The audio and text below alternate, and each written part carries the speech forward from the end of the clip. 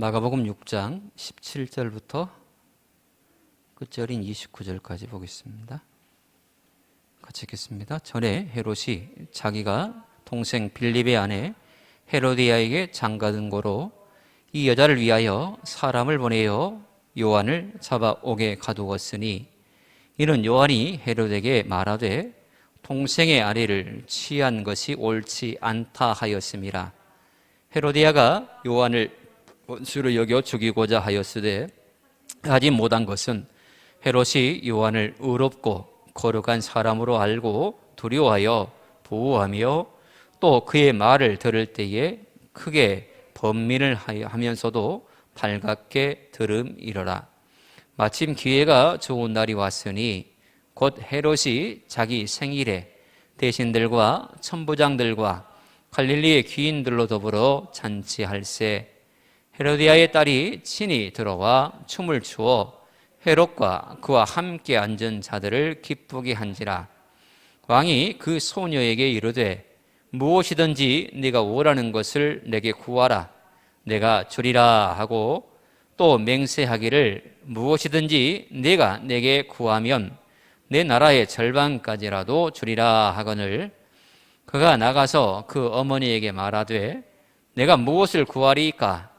그 어머니가 이르되 시르 요한의 머리를 구하라 하니, 그가 곧 왕에게 급히 들어가 구하여 이르되 시르 요한의 머리를 소반에 얹어 곧 내게 주기를 원하옵나이다 하니, 왕이 심히 근심하나 자기가 맹세한 것과 그 앉은 자들로 인하여서 그를 거절할 수 없는지라. 왕이 곧 시병 하나를 보내어 요한의 머리를 가져오라 명하니, 그 사람이 나가 옥에서 요한을 목베어 그 머리를 소반에 얹어다가 소녀에게 주니, 소녀가 이것을 그 어머니에게 주니라. 요한의 제자들이 듣고 와서 시체를 가져다가 장사하니라. 아멘. 사람은 살아가면서 참 많은 평가를 하며 또 받고 그렇게 살고 있습니다. 어느 평가가 가장 정확한 평가일까요? 다른 사람이 나를 평가하는 것에 대해서 여러분도 많이 경험해 보셨을 것입니다. 누군가가 나를 평가하는 것을 말입니다. 그 평가를 들을 때에 어떻든가요? 동의가 되시던가요? 저 사람이 진짜 나를 잘 알고 정확하게 평가했다라고 싶은 그런 경우보다는 나를 제대로 알지도 못하면서 저런 말을 한다라고 하는 그런 생각들이 더 많이 들었을 것입니다. 다른 사람의 평가는 나를 제대로 알지 못하는 상황 가운데 내리는 평가이기에 정확할 수가 없습니다. 그렇다면 내가 내 자신에 대해서 평가하는 그 평가는 과연 정확할까요? 사실 팔은 안으로 굽는다고 해서 자기 자신이 자신에 대해서 평가할 때는 굉장히 주관적인 요소가 많이 들어가 있기 때문에 정확할 수가 없습니다. 아무리 악한 사람도 본인은 의롭다라고 그렇게 주장하기 때문에 그렇습니다. 가진 횡령을 일삼았고 권력을 남용했던 그런 분조차도 감옥에서 성경을 읽으면서 나는 지금 의로운 고난을 당하고 있다, 이렇게 말했다 하더라고요. 보편적인 사건에 드러난 부분만 보더라도 온 백성들이 그를 질타하고 손가락질하는 그런 상황 가운데 정작 본인은 자신에 대해서 너무나 관대하게 평가하여서 나는 의로운 고난을 당하고 있다, 나는 욥처럼 그런 의로운 고난을 당하고 있다, 이렇게 말했다 하더라고요. 참 우습죠. 다른 사람이 나를 평가하는 평가나 내 자신이 나를 평가하는 평가나 정확할 수가 없습니다. 진짜 정확한 평가는 하나님께서 우리에게 내리시는 평가입니다. 우리 주님께서 우리에게 내리시는 평가가 진짜입니다. 이 평가는 우리가 성경을 대할 때마다 하나님께서 우리에게 내리십니다. 성령님을 통하여서 끊임없이 나의 심령의 상태가 어떠한 상태인지, 나는 어떤 사람인지에 대해서 명확하게 드러내시지요.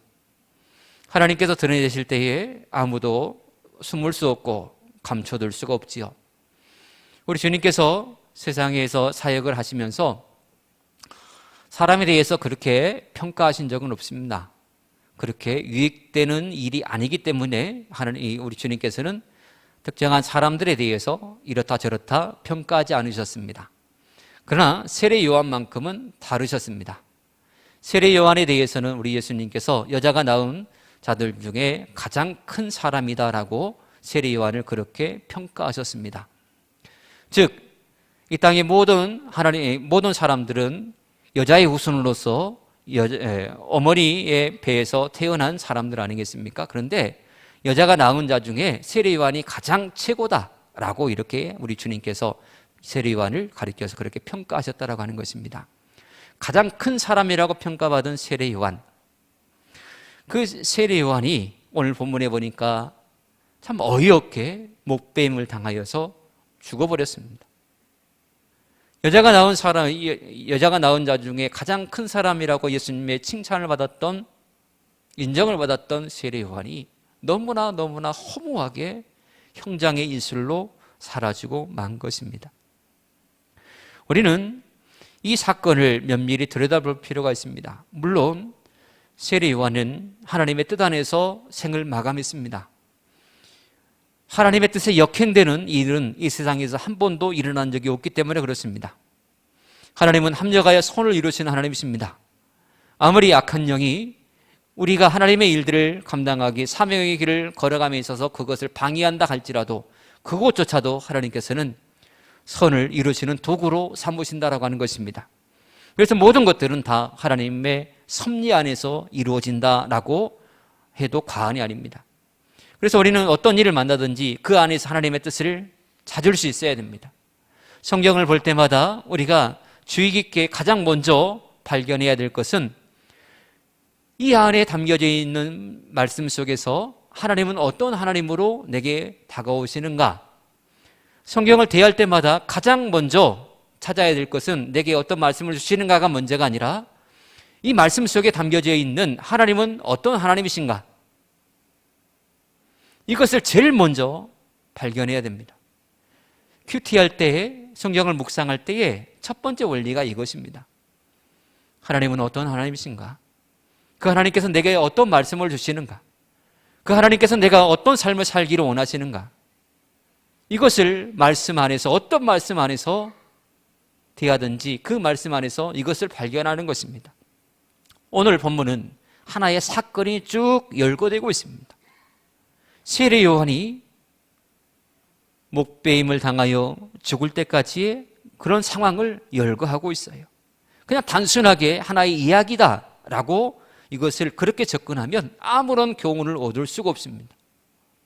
세례 요한은 하나님의 뜻 안에서 어처구니 없게 죽임을 당하는 이런 모습이 비춰졌지만 그 일에 동참하는 사람들은 그 죄가 가볍지 않을 것입니다.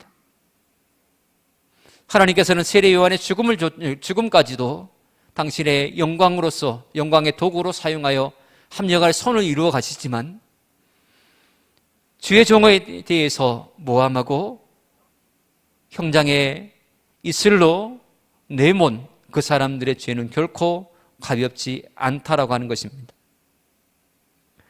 우리가 오늘 본문의 사건을 정확하게 이해하고 또 성경 배경을 이해하기까지는 오늘 본문에 등장하는 헤롯 가문을 살펴볼 필요가 있습니다. 그냥 단순하게 오늘 본문에 나오는 세례 요한을 목베어 죽여라 라고 명령한 이 사람이 헤롯이라는 이름만 표시되어 있기 때문에 이 헤롯이 과거에 예수님께서 태어나실 때에 유대의 베들레헴에 있는 2살 이하의 어린아이들 다 죽여라라고 하는 그 헤롯인지 아니면 또 다른 헤롯인지 잘 헷갈리는 그런 부분이 있으실 것입니다. 자, 헤롯의 가문은 이렇습니다. 방금 말씀드린 바대로 예수님께서 태어나신 그때의 동방박사들의 문안을 받고 예수님이 태어난다, 메시아가 태어난다라는 소식을 전해 듣는 사람이 누구냐면 헤롯 대왕입니다. 헤롯가의 첫 번째 인물입니다. 이 헤롯 대왕이 그 소식을 듣고 예루살렘에 있는 2살 이하의 어린아이들을 싸그리 다 죽여버렸습니다. 이 헤롯 대왕에게는 10명의 처첩이 있었고 15명의 자녀들이 있었습니다. 그런데 이 헤롯 대왕은 너무나 정치적인 야욕이 강한 사람입니다. 자신의 자리에 대해서 굉장히 민감하게 반응하는 이였습니다. 그래서 예수님이 메시아로서 이 땅의 왕으로서 오신다고 하니까 그냥 당장에 2살 이하의 어린아이들을 다 죽여버린 것이죠. 그런 광기 어린 모습이 항상 그 안에 잔재하고 있었습니다. 그래서 그 자녀들을 다 죽여버려 한 사람 한 사람 자기 왕권에 위협이 된다라고 판단되는 인물들은 다 죽여버렸습니다. 그는 말년에는 더욱더 정신병자의 수준에 이를 정도로 그들은 이 헤롯 대왕은 가정에 대해서 아주 죽음의 사신처럼 그렇게 대했습니다. 그래서 그 당시에 떠도는 말 중에 하나가 헤롯의 자식이 되기보다는 헤롯이 기르는 돼지가 더 안전하다, 이런 말이 있을 정도로 헤롯 대왕에 미친 광기는 하늘을 찔렀다라고 하는 것입니다.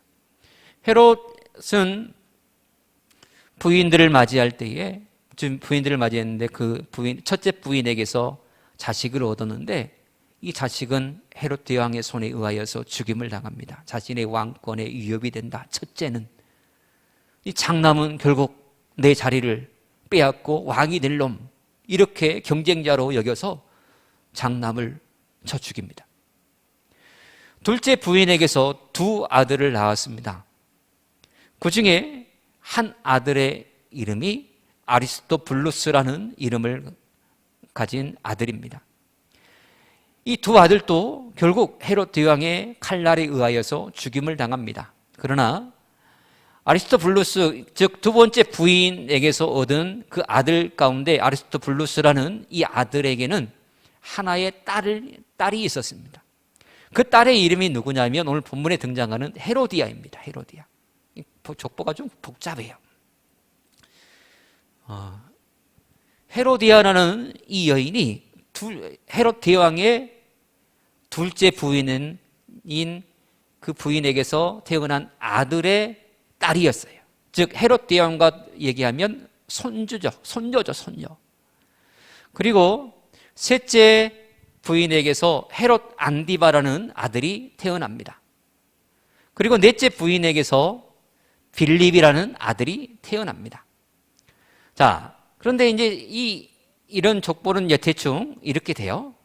첫째 부인에게서는 태어났는데 죽임을 당했고, 둘째 부인에게서는 아들이 태어났는데 그 중에 아리스토블루스라는 아들이 태어났고, 그 아들을 통해서 헤로디아라는 딸이 태어났다고. 그러나 결국 헤롯 대왕에 의해서 아리스토블루스 둘째 부인에게서 난 아들들도 죽임을 당했고, 셋째 부인에게서 헤롯 안디바라는 아들이 태어났고, 넷째 부인에게서 빌립이라는 아들이 태어났다.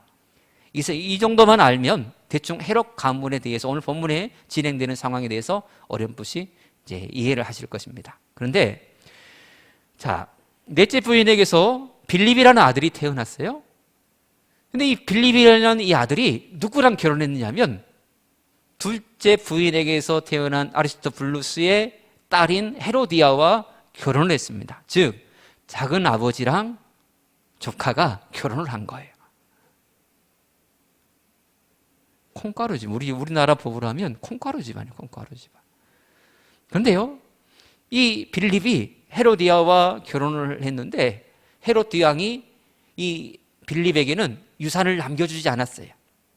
그래서 그곳에서 도저히 우리가 있을 수 없다 해가지고 헤로디아와 더불어 로마로 가서 그곳에서 살고 있었어요.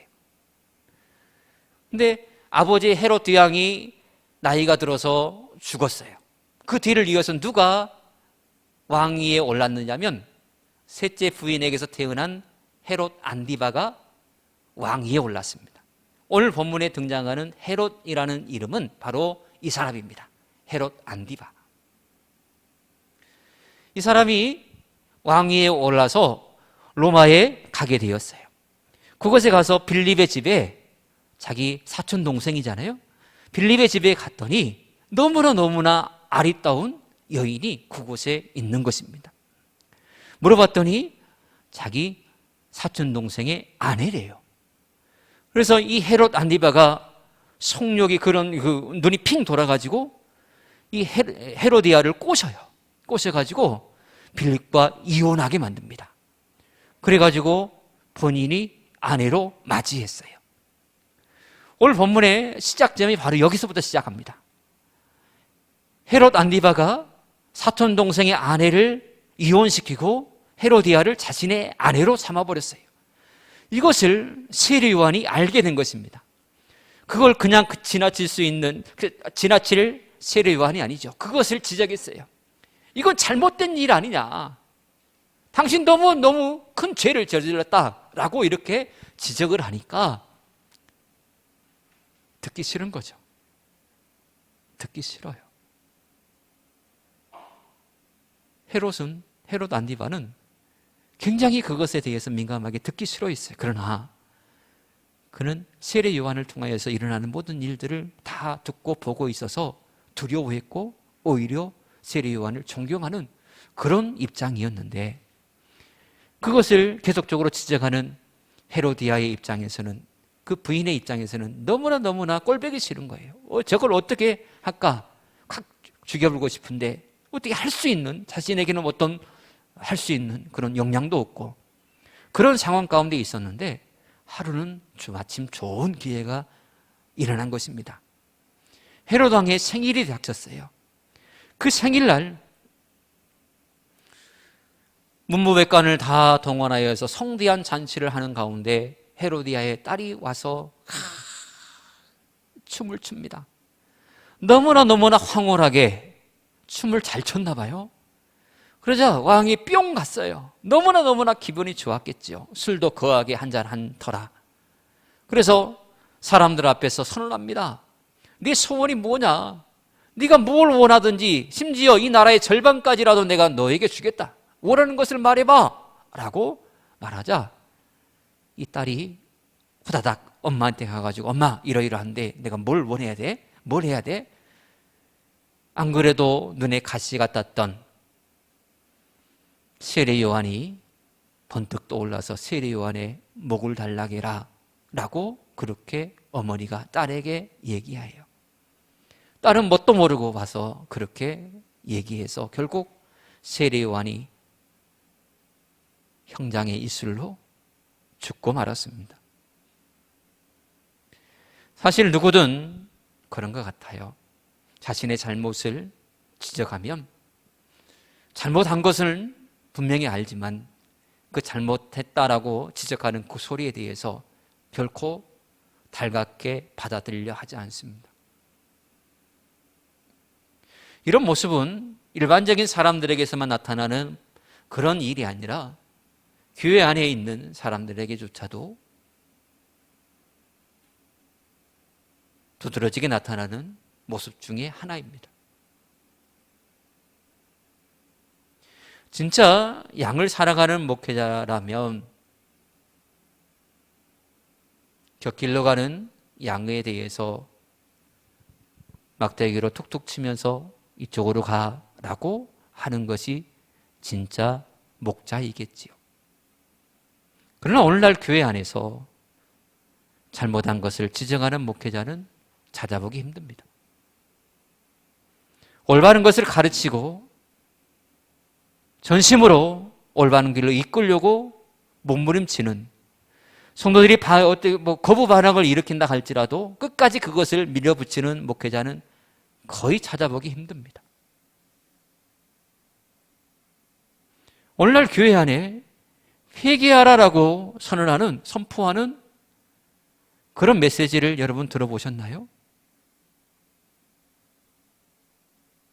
오늘날 교회 안에 말씀 선포 내용 가운데 회개를 선언하는 그런 메시지가 점점 사라지고 있어요. 그저 복받아라, 축복이라는, 번성이라는, 평강이라는 단어만 난무할 뿐 회개라는 단어는 점점 사라지고 있어요. 그러니 자신에 대해서, 자신의 죄에 대해서 묵묵하게 되고 아무도 모르겠지, 그렇게 스스로 덮고 덮고 덮다 보니 죄의 심각성을 몰라요. 딱딱하게 굳어진 그 내면 속에 어떤 일이 일어나고 있는지 감각이 더뎌 있으니 아무리 만져도 아픔이, 고통이 전달되지가 않는 것이에요. 피부가 민감하게 되어 있어야 조그만 것에도 금방 깜짝 놀라서 아픔이 전달되는 것 아니겠어요? 헤롯과 헤로디아의 모습이 꼭 이와 같았고, 오늘날 우리에게서 보여주는 부분도 이와 같은 모습들이 너무나 많아요. 하나님 앞에서 진정으로 우리는 죄에 대해서 민감하게 반응해야 됩니다. 하나님의 말씀 앞에서 끊임없이 우리는 눈물로 침상을 띄어야 됩니다. 왜 그래야 되는 것일까요? 주님이 오실 날이 멀지 않았기 때문입니다. 아무리 나는 아직 젊으니까, 아직 나는 살 날이 그래도 어느 정도 남았으니까 그렇게 생각한다 할지라도 주님은 속히 오신다라고 말씀하셨습니다.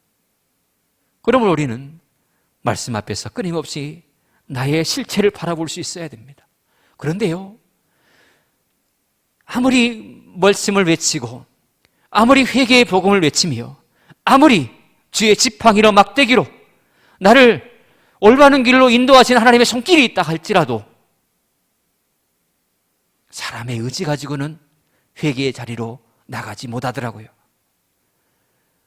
아무리 예수님께서 이곳에 오셔가지고 회개하라 천국이 가까웠느니라 라고 그렇게 외친다 할지라도 예수님께서 고향의 나사렛에 가서 말씀을 전하실 때에 예수님의 말씀 어찌 은혜가 되지 않겠습니까? 어찌 그 말씀에 권위가 없겠습니까? 그러나 사람들은 그것을 거부했어요. 고라신과 벳세다와 가버나움에 가셔서 예수님께서 복음을 전하실 때에도 예수님을 다 그들은 밀어냈어요. 예수님의 능력이 없었어요? 아니잖아요. 그들은 모두가 다 자신의 죄를 지적하는 하나님의 말씀 앞에서 괴로웠어요. 저 예수만 아니면 아무도 나의 죄를 드러낼 사람이 없고 아무도 모를 텐데 저 예수가 와가지고 하는 말들이 내 마음에 콕콕 찔러요. 그러니 괴로워서 밀쳐내는 것이죠. 일반적인 사람들의 보편적인 모습이에요.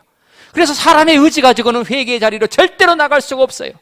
하나님 앞에 회개하는 것이요, 회개하라 회개하라 아무리 외친다 할지라도, 심지어 예수님께서 이곳에 오셔서 외친다 할지라도 안 돼요. 사람의 능력 가지고는 안 돼요. 그러면 어떻게 되냐? 성령께서 감동 주시고 성령께서 회개의 마음을 주시고 성령께서 그 사람을 사로잡아 주셔야만이 회개의 자리로 나갈 수 있더라라고 하는 것입니다. 그래서 우리 그렇게 기도했잖아요. 하나님, 내게 회개의 영을 부어주세요. 하나님, 내게 회개의 영을 부어주세요. 왜요? 내 의지만 가지고는 회개의 자리로 나갈 수 없기 때문에 그래요. 하나님, 내게 회개의 영을 부어주세요. 전심으로 진짜 저 숨겨진, 꼭꼭 숨겨진 그거 하나까지라도 하나님 생각나게 해주셔서 나로 하여금 하나님 앞에서 의로운 자로 모든 걸 다 토로하고 회개하고 의로운 자로 서게 해주세요. 깨끗하지 않는 그릇에 하나님께서는 아무것도 부어주시지 않는다고 하셨기에 나 주님 앞에서 이렇게 회개하고 하나님께서 부어주시는 은혜와 하나님의 능력, 성령의 능력을 나도 공급받고 싶어요. 이런 마음으로 우리 얼마나 눈물 쏟으며 하나님 앞에 목 놓아 기도했습니까? 그렇습니다. 우리의 힘으로는 할 수 없습니다. 오직 하나님께서 우리에게 감동 주시고 성령께서 우리의 마음을 주장하여 주셔야만이 우리는 회개의 자리에 이룰 수 있다고 하는 것입니다. 오늘 본문 속에서 또 하나 얻을 수 있는 교훈 중에 하나는 가정교육이 얼마나 중요한가라는 사실을 깨닫게 됩니다.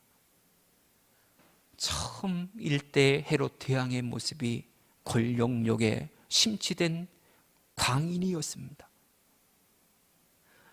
어떻게든 자기 것으로 뭐든지 다 삼으려고 했고 그것을 지켜내려고 몸부림을 쳤습니다. 가정에 화목함이요 있을 수 없었어요. 아버지의 손으로 자식들을 죽여버리는 이 살인자의 모습을 그대로 보여줬으니 그 아들들이 무엇을 보고 자라겠습니까? 여전히 곤몰술수와 자신을 위협하는 모든 대적들을 다 치고 자신의 권력을 유지하려고 하는 이 모습만 자녀들에게 물려준 것 아니겠습니까?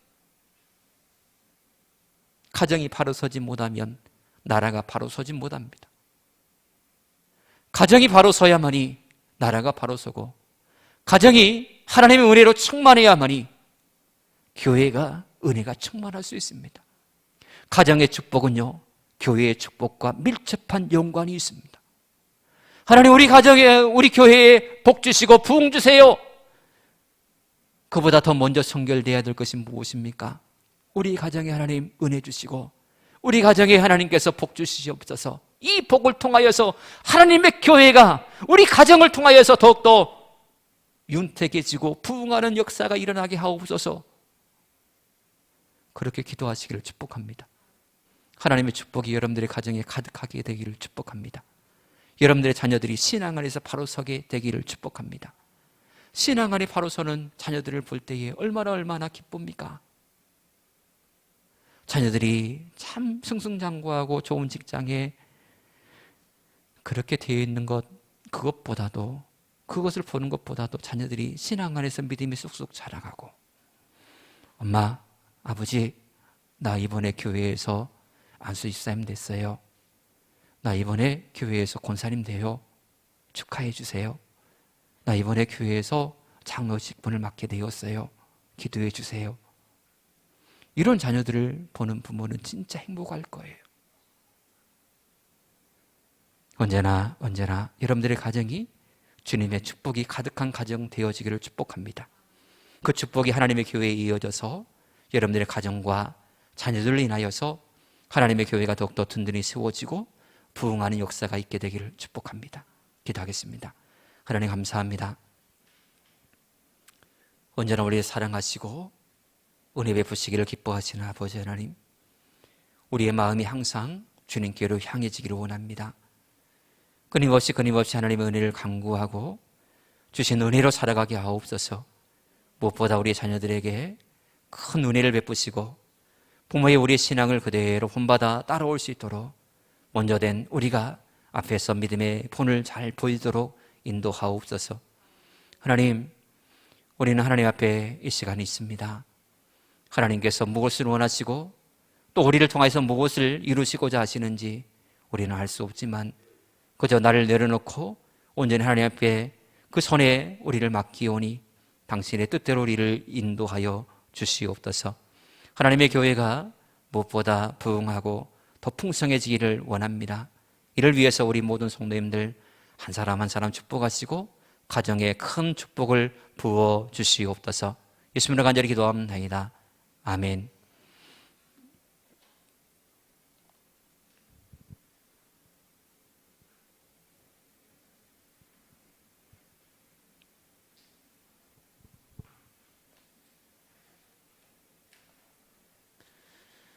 좋은 일이 있으리라 1절 부르신 후에 주기도를 위해 마치도록 하겠습니다.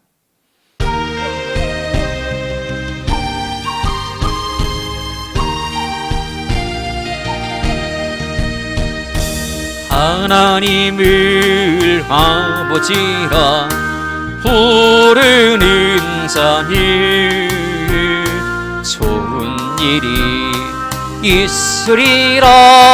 많이 있으리라. 우리 서로 뜨겁게 사랑하며리 좋은 일이 있으리라. 크게 있으리라. 아멘.